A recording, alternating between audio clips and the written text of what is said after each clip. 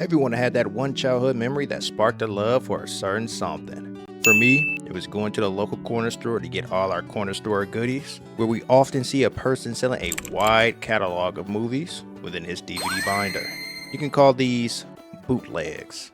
From time to time, my mother allowed me and my brothers to pick some of these items from this great salesman. And even though these movies had varying quality, we typically enjoyed what we watched. But one movie started my love for a franchise like none other. It's Godzilla! And to this day, I still don't know how our DVD bootleg man got full-on Japanese Godzilla films into Ohio in the 2000s, but shout out that nigga, because Godzilla is awesome. Seeing a radioactive lizard and his friends go crazy on a three-headed dragon, a space chicken, and a robotic doppelganger of himself as an 8-year-old had me hooked. Till this day, I am a huge Godzilla fan. This is what my PC looks like. And I even have another Godzilla figurine near the TV, both courtesy to the greatest woman in the world. Aww. Hi, I'm Raw, and today I'm going to take you into the world of Godzilla and the many ways I consume the universe as a whole and where I think the current state of the lovable dinosaur is today. So let us explore what makes Godzilla the undisputed king of monsters.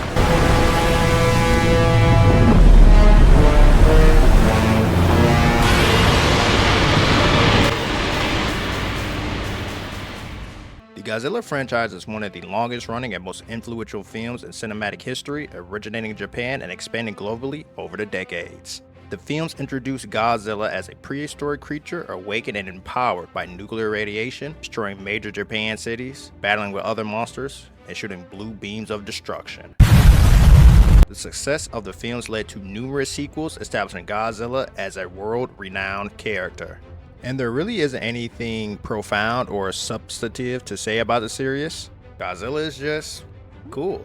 But while doing some revisiting as a grown-up, I can take a special appreciation of the level of detail of these older films, like the lore, the unintentional funny human characters, and just the production of these movies.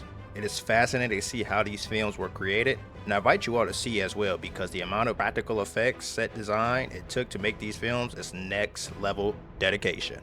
Though I will say that there are some scenes that are definitely dated, to say the least.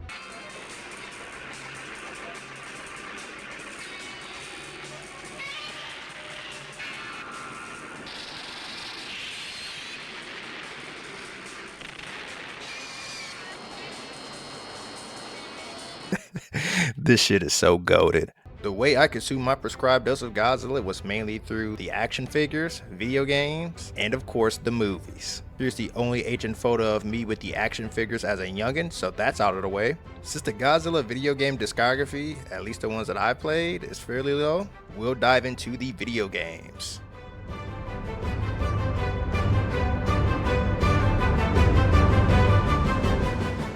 Godzilla video games aren't the most innovative or talked about, but Godzilla Destroy All Monsters and Godzilla Unleashed are near and dear to me. These games were released on the GameCube and Wii respectively, and are your prototypical big franchise fighting game.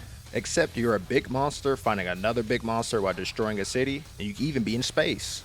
These games also introduced to me what I like to call the Godzilla Rogue Gallery. From the familiar foes like Megalon, just listen to these drill sounds. To the more obscure characters like Crystalac. I was able to see the vastness of the cast that Godzilla has, which implored me to search deeper into the mythos of these characters and the series overall. Whereas when I watched these movies as a child, I really didn't remember anyone other than King Ghidorah or the Fly from SpongeBob. Godzilla Unleashed put me on to my favorite Godzilla character being Jet Jaguar. And yeah, I know his name is corny and he's ugly, but he's still cool to me. And these two games truly stand the test of time. As a fighting game, they are still mechanically sound and responsive. The graphics and overall in-game design are admirable, especially in Destroy All Monsters, a GameCube game with destructible environments and surprising fluidity of the characters. It's cheap. I think it's cheap. Going back and playing these games was definitely a nostalgia trip and a great time. Definitely recommend playing these games if you haven't. But Godzilla wouldn't be Godzilla if it weren't from the movies. So let's talk about the movies.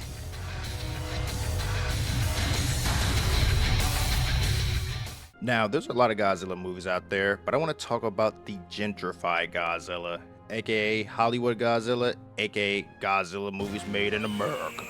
I want to focus on the American adaptations because there's a lot of Japanese films, too many to talk about, in fact.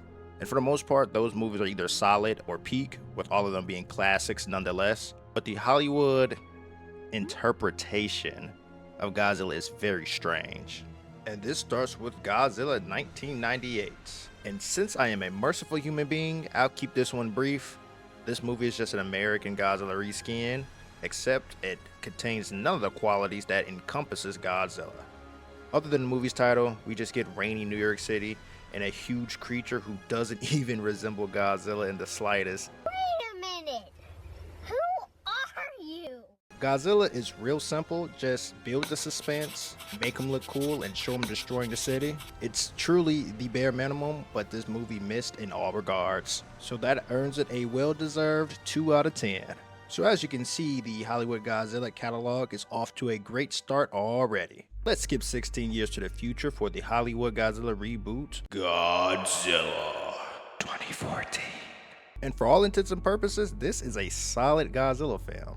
It does a decent job of capturing all the elements of a Godzilla movie, but it's nothing revolutionary. I'm most impressed with the modern CG technology and how it makes Godzilla look and interact with the environment around him. And this movie ever only got uninteresting when the humans got more than a minute of screen time.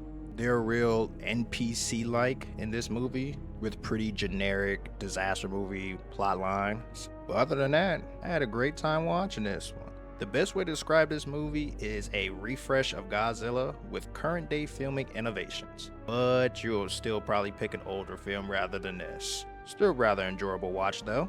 I give it 6 out of 10. And with no hesitation, we get to the next film, being Godzilla King of Monsters, which felt the exact same as the last movie. But instead of a praying mantis as our opposition, we get King Ghidorah.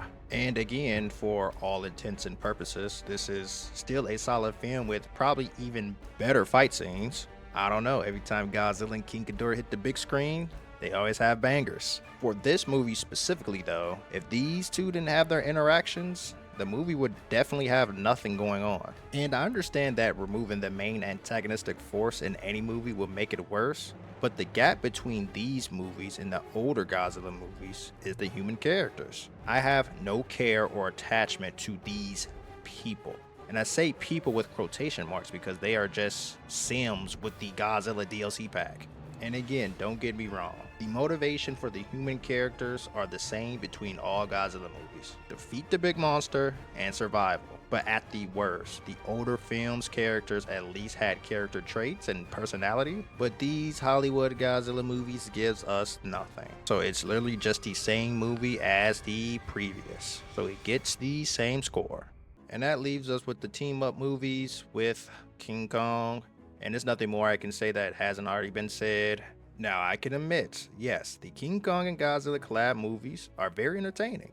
From the action alone, it's miles better than other two movies. But it's very apparent that 1, the characters are not a focus in these movies, and 2, these films are intended to turn your brain off and watch two large beings slam into each other, slam into an environment, and then slam into the joint antagonistic threats that eventually comes into the movie. Which I kinda respect because that's a prerequisite for a Godzilla film. But as you all can probably tell, it is still a far cry from what makes Godzilla, Godzilla. And this is where the biggest problem of the Hollywood Godzilla movies come in. It has no soul. My guy just feels like acquired intellectual property, and Fortnite jokes aside, he deserves better than that.